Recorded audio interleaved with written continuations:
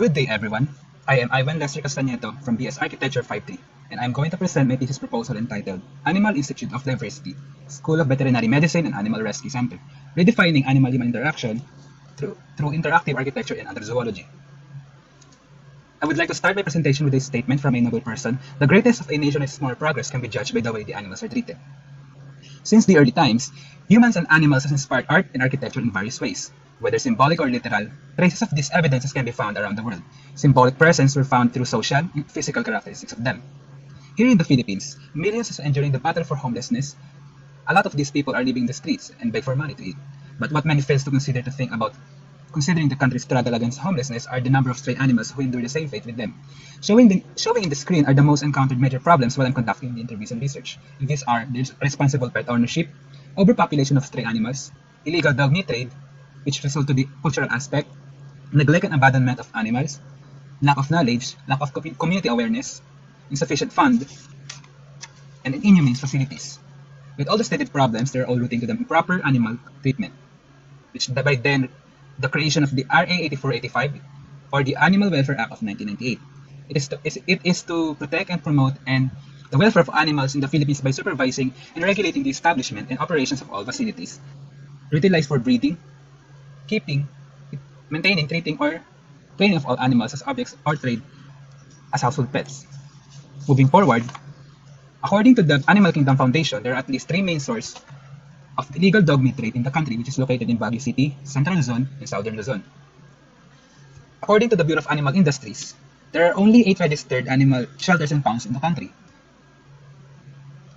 According to the Philippine Animal Welfare Society and Animal Kingdom Foundation, there are at least 50 animal cruelty-related reports every day in the Luzon area only. According to the Commission on Higher Education, there are at least 22 veterinary registered schools in the Philippines, and 14 of these are only registered to the World Veterinary Association. With all the stated problems earlier, the proponent narrowed it down to 4 main problems, which are the lack of animal behavior awareness, inhumane facilities, which is unprioritized by the government and rely only to the private donations, undocumented cases of abuse, which is strengthened in the RA 8485, and lastly, the pursuit for innovative solutions, which is the proponent's search for solutions to architecture.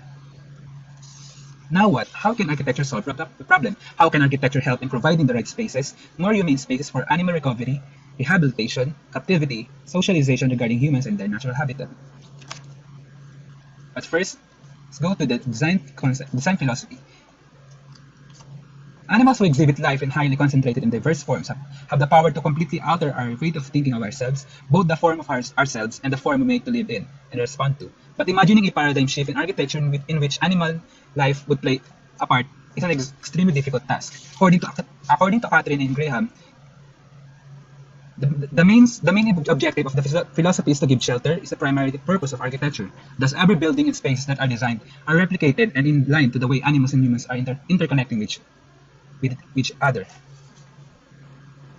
For the design concept, the proponent formulated a design concept based on the given design philosophy, where the redefinition of animal-human interactions shall inhibit through architecture. The goal of the objective of the study was to create a complex design for animals and humans, harnessing the concept of anthrozoology, utilizing interactive architecture in creating an inclusive and unified architecture for each user. Structures of the proposed project are universally designed for all users, which are the persons with disabilities, elderly, children, and animals, especially the ones who are victims of cruelty, which result to the physical disabilities. So for the concept of the anthrozoology or the animal-centered and human-centered user inclusivity, it is divided into 3 divisions, which is the human-to-human interactivity, human-animal interactivity, and animal-animal interactivity. Moving forward, for the site planning, I've adopted the concentric plan, which is the concept of interactivity. It is divided into 3 complexes, which are the main admin, School of Veterinary Medicine, and Animal Rescue Center. By the pattern of the concentric pattern, I've adopted the 3 complexes, and thus the creation of the merged concentric planning. It is a new way of planning to unify yet different complexes. Upon the merging of the concentric plan, central axis must take place, which is the main center of interactivity of all the development. For the site planning and transformation, the merged concentric plan The development shall adopt the principles of the concentric pattern by Ernest Burgess. The pattern was originally used in urban planning for an attempt to understand spatial arrangement and settlements pattern. Second is the central axis point. A merged approach shall take place to unify the three main complexes in the development. The axis will create a great visual points and vista in the front of the site adjacent to the road. Building plan and form inspiration, the guiding hand symbolizes the sense of touch, translating to the principle of experience and heal, which is part of AID core values. Form inspiration plus concentric pattern planning. After incorporating the form inspiration of the building plans, the space programming that is needed for the development was integrated. The form site plan. Upon integrating the spaces that are needed for the development, the form was evolved to its final form by the application of the natural site considerations and laws. By these, protruding the form plan, the final site planning form shall be protruded to its required building height. Lastly, the final form and site planning. Subsequently, the needed spaces for each building were identified and open areas are considered. The final massing was formed. Final site development plan. So for the site analysis and axonometric diagrams, first is sandpath. I've analyzed also the wind direction, the noise analysis, which are the inside noise and outside noise, pedestrian access for the inner pedestrian and outer pedestrian, the parks and zoning, the three main complexes, building distribution, the views of the site, vehicular circulation, water features of the site, building zoning, parking, ancillaries, land distribution, and pavilions. So for the building flow, I've adopted the concept of cycle of catching and killing the stray animals concept, which is the responsible pet ownership over population, disruption of the community, mandated for loss for impounding and impounded and neglect again. So for the building flow, I've adopted the clockwise behavioral pattern. And with this, for the AID School of Veterinary Medicine, first is to visit, inquire, study, stay, and graduate. And for the Animal Rescue Center, is to treat, heal the animal, rehab, train, and adapt. Which is now adapted to the site development plan. And this is the site development plan. For the environmental systems, these are the systems that I've used, which are the structural systems, mechanical systems, waste management systems, electrical systems, firefighting systems, water system, landscape systems, and the hardscape and accessibility systems. All of these systems were applied to whether you're outside or inside the building. So for the first building is the AID main building. For the yellow part, which is dedicated to the lobby for public spaces. For the pink, the AID office and office zone. For the light blue is the volunteers headquarters. For the dark blue, which is the AID building administration zone. For the green, pet wellness and spa. For the purple, souvenir shop. For the blue, restaurant, and for the orange is a pet cafe. The building is divided into two main zones, which is the building administration and the commercial establishments. The second floor planning. Yellow is for the lobby, which is open below. Pink for the AID offices and office zone. And blue for the volunteers headquarters. For the building, these are the elevations. The building has 2-story and with overall height of 8.9 meters. The facade is inspired from the contemporary tropical architecture, which are the louvers are the dominant elements in the building. And these are the left side elevation and right side elevation, the building axonometric diagram. And these are the sections of the building.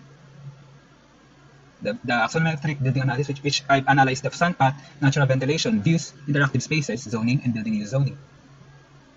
And these are the perspective. The AID main building features the different administration offices, space for the animal rescue volunteers, communal space where the interactive approach between human and animals take place, and various commercial zones that also features the approach of Anthrozoology and interactive architecture.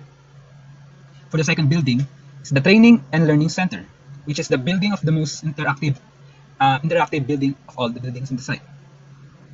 For the yellow is the lobbies and public spaces, pink for the animal temperament zone, orange for the animal training zone, light blue is for the blue for the trainer zone, light blue for dog indoor pool, dark pink is for the learning center, light pink for the human animal library, cyan for the multipurpose hall, and purple for the reception and administration of a room. And these are the elevations of the building. Like the previous building, I've adopted also the contemporary tropical architecture style.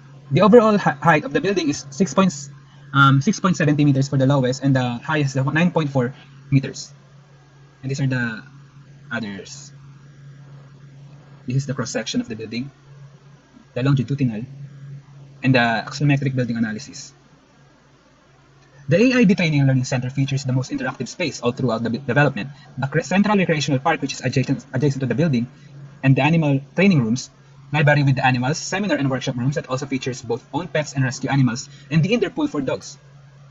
For the third building, and the first building in the SVM complex, is the SVM main building. For the yellow is the lobby or the public spaces, pink for the SVM administration offices, light blue for the library, dark blue for the cafeteria, cyan for the lecture hall, orange for the lecture and classrooms. For the second floor plan, yellow is for the lobby, pink is for the laboratories, blue is for the library, dark blue is for cafeteria, and dark orange for the lecture and classrooms. For the third floor plan, yellow is for the lobby and public spaces, pink for the dean's office, blue for the SVM gymnasium, purple is for the gymnasium utilities, light blue is for the game room, and orange for the SVM gym offices. And this is the mezzanine floor plan, which is blue is for the gymnasium balcony. And these are the elevations of the building. The building has 3 stories and a mezzanine floor. The overall height of the building is 11.90 meters. And this is the other elevation in the axonometric building diagram. The cross section and the longitudinal section, and the axonometric building analysis.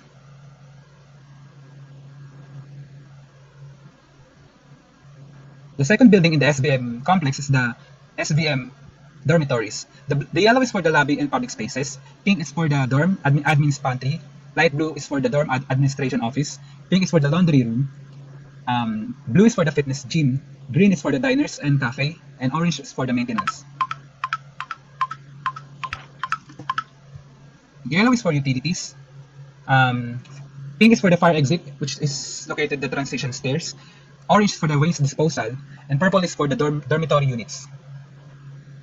And this is the typical unit floor plan of the building. The elevation of the building with 3 stories with overall height of 11.3 meters.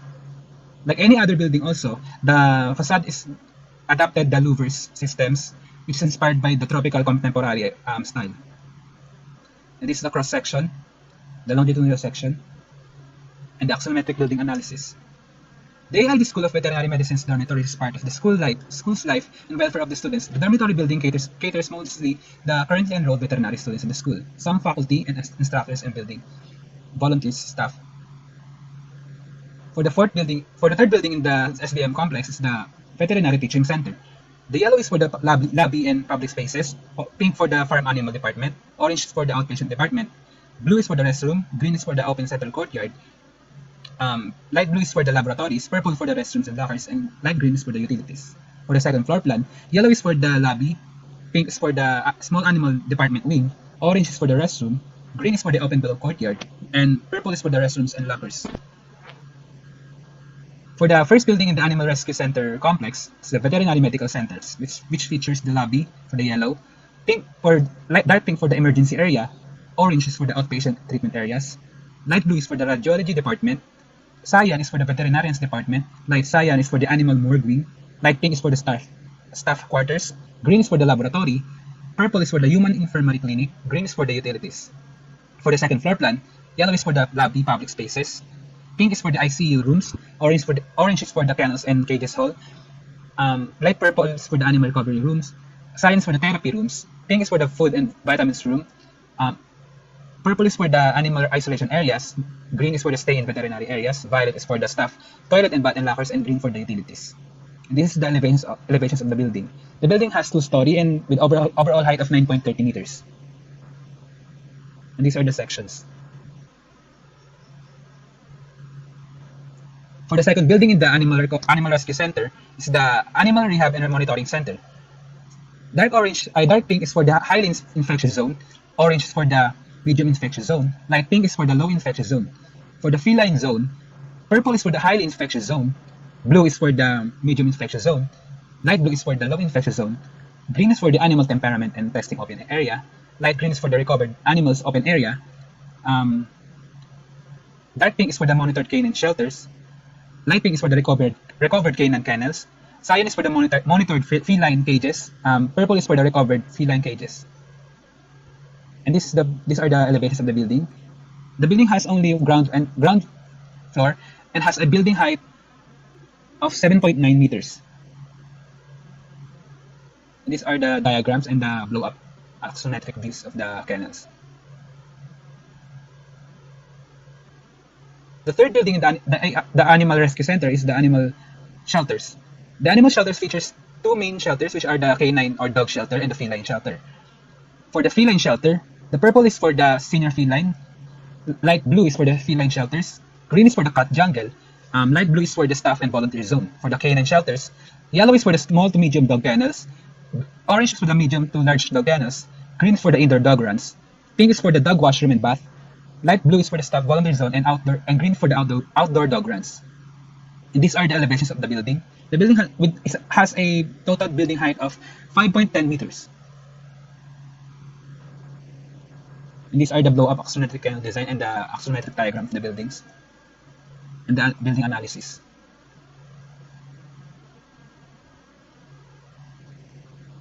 And for the architectural base section, since I've adapted the style of tropical contemporary architecture, most of my finishes are with wood and louvers.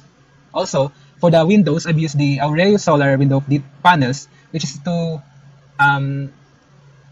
it collects solar power and transform it into electricity. It also adds to the overall building character of the building. For the structural base section, these are the details of my buildings. So for the interior spaces, that I've adapted the Anthrozoology and interactive architecture of the buildings. And these are the perspectives of my buildings. With that, I am Ivan Lester Castañeto from BS Architecture 5.3, and this is Animal Institute of Diversity, where we experience the humanity. Thank you.